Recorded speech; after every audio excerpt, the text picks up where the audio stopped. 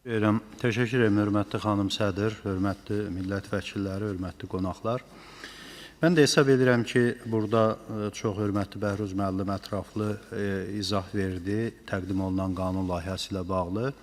Sadəcə vəkillərin sayı 2700-ü keçməyib. Həm də vəkilliyin keyfiyyətində də son illərdə xeyli artımlar olubdur.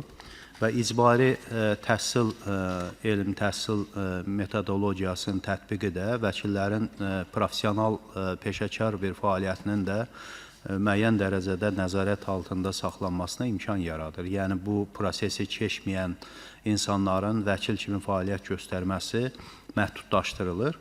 Və bu qanun layihəsində də kifayət qədər ciddi, köklü dəyişikliklərə yol verilir. Bu xüsusilə də vəkilliyə daxil olmanın müəyyən dərəcədə asanlaşdırılmasını həm də görür. Çünki əvvəllər 3 il müəyyən hüquqşünas təcrübəsi olan adamların daxil olması nəzərdə tutulurdusa, indi artıq bu 1 il müddət nəzərdə tutulur ki, bu da olduqca doğru addımdır. Çünki vəkillik elə bir peşədir ki, praktikada fəaliyyət göstərəndən sonra artıq öz-özlüyündən yetişən bir peşəkar insan modelindən söhbət gedirsə, buna imkan yaratmaq lazımdır ki, çox sayda insanlar bu sahəyə yönəlsinlər. Çünki vəkillərin sayı Azərbaycanda əslində indi sayın rəqəm nə qədər göstərilsə də çox azdır. Xüsusilə də bölgələrdə vəkil ciddi bir problemdir.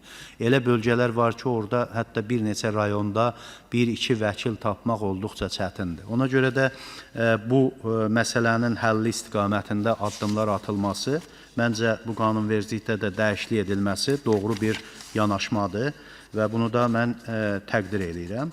Burada xüsusilə də ali hüquq təhsili olan, hüquqşünas ixtisası olanların və elmi təhsil müəssisələrində hüquq sahəsinə 1 ildən az olmayan müddətdə fəaliyyət göstərən vəkillərin bu demək prosesə cəlb olunması olduqca müsbət bir tendensiyadır. Burada bir şey də qeyd eləmək lazımdır. Bizə gəlirdi gender bərabərliyi haqqında məlumat gələndə müvafiq qurum tərəfindən. Orada bir nüans diqqətinizi cəlb eləmişsə, məişət zorakılığına məruz qalmış insanların müdafiəsini çox vaxt könüllü şəkildə pulsuz əsaslarla Vəkillər Kollegiyası bunu təmin edirdi. Eyni zamanda çox sayda az təminatlı insanlar, ailələr var ki, onlara da bu dəstək verilirdi və şəhid ailələrinə, qazilərə də bu cür pulsuz, ödənişsiz vəkil xidmətini təmin edirdi. Bu kollegiyanın əslində ictimaiyyətlə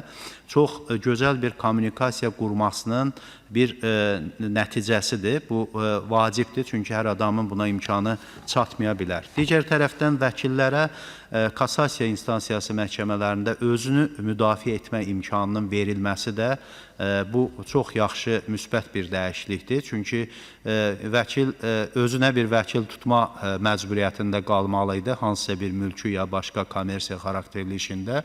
Bu baxımdan da belə bir imkanın yaradılması önəmlidir. Amma burada bir məsələyə mən diqqət yetirmək istəyirəm. Biz prinsiplərdə də dəyişiklik edirik.